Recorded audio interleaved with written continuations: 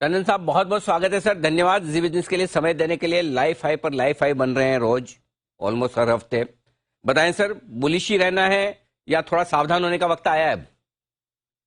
बिल्कुल सावधान होने का वक्त आया है, लेकिन उसके साथ साथ जैसे आप देख रहे हैं बाजार का जो रुख है वो जब तक चेंज नहीं होता तब तक बहुत ज्यादा अग्रेसिव पोजीशन एक तरफ लेना सही बात नहीं होगी। तो मेरे हिसाब से आप अगर निवेशित हैं तो आप स्टॉप लॉस लगा कर निवेशित रहें अगर ट्रेडर हैं। और अगर निवेशक हैं जिनका थोड़ा नजरिया कई सालों का है तो उसमें आपको खाली वैल्यूएशन पर ध्यान देना चाहिए, मार्केट के रुख के ऊपर ज्यादा ध्यान नहीं देना चाहिए। हम्म। मार्केट इस वक्त वैल्यूएशन के हिसाब से काफी महंगा लग रहा है और रिलेटिवली आउट परफॉर्म भी कर चुका है domestically as well as globally. तो अगर आप आसपास के कोई भी बाजार देखेंगे वहां पर आपको वैल्यूएशन भी कम नजर आएगा और जो रिलेटिव परफॉर्मेंस है वो भी आपको कम नजर आएगी। तो हो सकता है कि हालांकि विदेशी निवेशक वापस आ गए हैं बाजार में, थोड़ा सा अगले साल जब वो पोर्टफोलियो रिबैलेंस करें तो फिर से उनको एक बार ये देखना पड़ेगा कि भारत में कितना पैसा डालें और बाकी जगह कितना डालें। Longer term of course market ठीक ठाक ही लगता है। लॉन्ग टर्म ठीक है, शॉर्ट टर्म में थोड़ा सावधान रहने की जरूरत है क्योंकि भाग गए हैं बहुत। वैल्यूएशन थोड़े से महंगे हैं। अब सर, इमीडिएटली कल आरबीआई की पॉलिसी आने वाली है। पॉलिसी से क्या डायरेक्शन मिल सकता है, क्या कुछ हो सकता है, जरा एक बार उसके बारे में भी अंदाजा दें क्योंकि बैंक निफ्टी ने कल ही क्लोजिंग बेसिस पे लाइफ हाई बनाया है, अभी भी मजबूत है। तो बैंकिंग शेयरों पर और आरबीआई की पॉलिसी पर, दोनों पर आपसे राय चाहिए। देखिए, आरबीआई पॉलिसी में सब ज्यादातर लोगों की उम्मीद यही है कि वो 0.35% या 35 बेसिस पॉइंट्स की बढ़त शायद पॉलिसी रेट में आ सकती है। ये आपको ध्यान रखना चाहिए कि अभी भी जो है इन्फ्लेशन कंट्रोल काबू में नहीं है और हालांकि आरबीआई बार बार कहता है कि वो काबू में आ जाएगा, मेरा मानना ये है कि वो अभी भी थोड़ा सा और ऊपर की तरफ झुकाव रहेगा इन्फ्लेशन का। और अभी भी रियल इंटरेस्ट रेट जो है यानी कि जो ब्याज दरें हैं उसमें से अगर इन्फ्लेशन की मापदंड निकाल दें तो जो बचता है वो ज्यादा अभी नेगेटिव टू ऑलमोस्ट जीरो की तरफ है, जो कि पॉजिटिव होना चाहिए। तो इंटरेस्ट रेट का मेरे हिसाब से एक्चुअली बढ़त तभी भी जरूरी है। अभी तक कोई खास प्रभाव नहीं पड़ा है ग्रोथ के ऊपर। ऑफ कोर्स ग्रोथ कम होती जा रही है, बट आप ये देखें कि ग्लोबल कॉन्टेक्स्ट भी जब ग्रोथ कम होती है तो भारत अकेला नहीं ऐसा देश हो सकता जहां पे अपने आप ही ग्रोथ होती रहे। डोमेस्टिक ग्रोथ के ऊपर एक लिमिट है, आपको बाकी विदेश से अभी लाना पड़ता है एक्सपोर्ट एक्सपोर्ट के हिसाब से, और वहां पर आप देख रहे हैं कि जो एक्सपेक्टेशन है वो कम होती जा रही है। जहां तक बैंकों का सवाल है, राइजिंग इंटरेस्ट रेट में जो बैंक अपना डिपॉजिट ग्रोथ बढ़ा सकते हैं वो ऑब्वियसली बहुत अच्छा करेंगे। इस वक्त आपको पता ही है कि जो क्रेडिट ग्रोथ है वो 18% के आसपास आ चुकी है और डिपॉजिट ग्रोथ अभी भी सिंगल डिजिट में है। तो इस वक्त जो है बैलेंस शीट में जो एक्सेस लिक्विडिटी थी बैंक्स की वो अब खत्म हो गई है। और अब जो इम्पोर्टेंट ये है कि जिसकी लाइबिलिटी प्रोफाइल अच्छी है, जो कासा डिपॉजिट्स अच्छी तरह से रेज कर सकता है और थोड़े कम इंटरेस्ट रेट्स पर ले सकता है, वो ऑब्वियसली उसके लिए काफी हद तक ग्रोथ की संभावना बनी रहती है।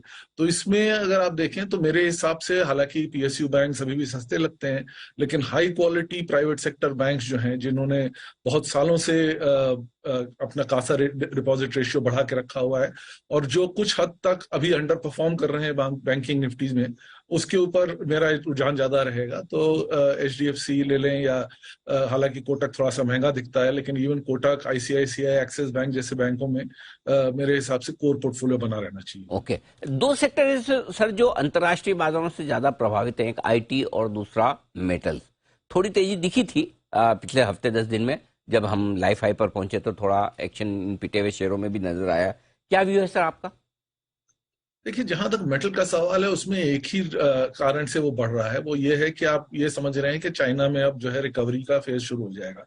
लेकिन बाजार जो एक चीज नहीं समझ रहा है शायद वो ये है कि चाइना की जो रिकवरी होगी इस बार वो कैपेक्स के हिसाब से नहीं हो सकती। इंफ्रास्ट्रक्चर उनके यहाँ बहुत बढ़ चुका है और उनका खुद के पॉलिसी वाले लोग जो है वो कह रहे हैं कि अब जो ग्रोथ आनी चाहिए वो इस तरह से आएगी कि डोमेस्टिक कंजम्पशन को बढ़ाना पड़ेगा, क्योंकि आपने ऑलरेडी इंफ्रास्ट्रक्चर बढ़ा लिया, रियल एस्टेट बहुत बढ़ गया। आपने देखा कि किस तरह से रियल एस्टेट जैसी कंपनियां, बैकग्राउंड जैसी कंपनियों में काफी अभी फिलहाल तनाव है और उनकी जो बढ़त है, उनकी जो सेल्स है वो नहीं हो रहे हैं, मॉर्गेज रेट्स, मॉर्गेज के जो पेमेंट्स हैं वो नहीं आ रहे हैं।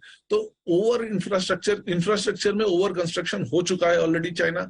तो मेरा मानना यह है कि अगर चाइना में वापस रिकवरी आती भी है तो वो डोमेस्टिक ग्रोथ के कारण आएगी। तो आप कंज्यूमर रिलेटेड एक्टिविटीज में वहां पर आप बड़े तनाव देख सकते हैं। लेकिन मेटल्स जो कि अभी तक बहुत हद तक चाइना से ड्रिवन थे, वो शायद इतना प्रभावित ना हो। तो अगर आपको एक्सपोर्ट ओरिएंटेड सेक्टर में देखना है तो ये बेटर रहेगा। जैसे आपने कहा आईटी, हालांकि वहां पर यूएस पे ज्यादा डिपेंडेंस है और यूएस में ऑलरेडी स्लो डाउन दिख रहा है, कई कंपनियों ने लोगों को निकाला है वहां से। लेकिन वो जो निकाला है वो कई हद तक जो है वो जॉब्स इंडिया में शायद आ सकती हैं। हालांकि ऑलरेडी मार्केट ये अनुमान लगा के चल रहा है कि 10% से कम की ग्रोथ आएगी और इसके कारण वैल्यूएशन जो है थोड़ा सा करेक्ट हो चुके हैं। और शायद इसके बावजूद अभी जो है वैल्यूएशन थोड़े से स्ट्रेच्ड लग रहे हैं। लेकिन ये सब के बावजूद भी अगर आपको ये चॉइस करना है कि आप कमोडिटीज में जाएं या आईटी में, तो मेरा मानना ये रहेगा कि आईटी बेटर क्षेत्र है। तो बिल्कुल, तो ये दो सेक्टर ऐसे हैं जहां बड़ा इंटरेस्टिंग एक्शन हो सकता है। सर बताएं फिर, अगर लाइफ टाइम हाई पर किसी को नया निवेश करना ही है तो कौन से थीम्स, कौन से सेक्टर्स हो सकते हैं? अभी जैसे हमने डिस्कस किया, बैंकिंग क्लियरली एक ऐसा क्षेत्र है जहां पर फायदा होता है जब इंटरेस्ट रेट्स ऊपर जाते हैं, क्योंकि उनके जो स्प्रेड्स हैं वो थोड़ा बेहतर हो जाते हैं, स्पेशली ऐसी कंपनियों के जहां पर उनके लाइबिलिटीज उनको रेज करने में ज्यादा प्रॉब्लम नहीं हो। तो large banks, corporate facing banks with strong liability profile, मेरा मानना है कि वो एक क्षेत्र है जो हमेशा ठीक ठाक चलेगा। डोमेस्टिक क्षेत्रों में अगर आप देखें जहां पर अर्निंग्स ग्रोथ की सबसे ज्यादा संभावना है, वो फिलहाल ऑटो माना जा रहा है, और वो भी हाई एंड ऑटो, जहां पर एसयूवी जैसी बिकवाली जहां पर पोर्टफोलियो ज्यादा है। तो आपने ऑलरेडी महिंद्रा में ऑलरेडी फॉर एग्जांपल काफी हद तक तेजी देखी है, लेकिन शायद उसमें आपको अभी भी महिंद्रा जैसी कंपनियों में आपको शायद अभी भी अपसाइड मिल सकता है। टू व्हीलर्स में बहुत सालों का डी ग्रोथ के बाद शायद इस साल फिर से ग्रोथ कुछ हद तक वापस आ जाए।